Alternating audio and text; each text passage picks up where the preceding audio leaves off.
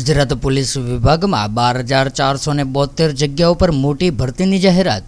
ગુજરાત પોલીસમાં જોડાવા ઈચ્છુક યુવાનો માટે સારા સમાચાર સામે આવ્યા।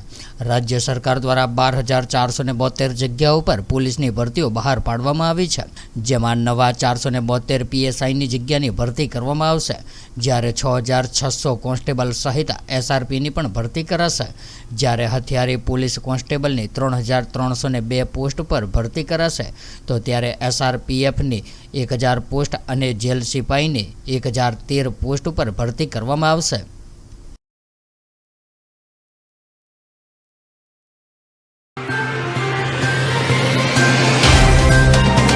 तो व्हाट्सएप, ट्विटर, फेसबुक, इंस्टा जहाँ भी आपका अकाउंट है, इसे शेयर बटन के द्वारा वहाँ पर शेयर करें।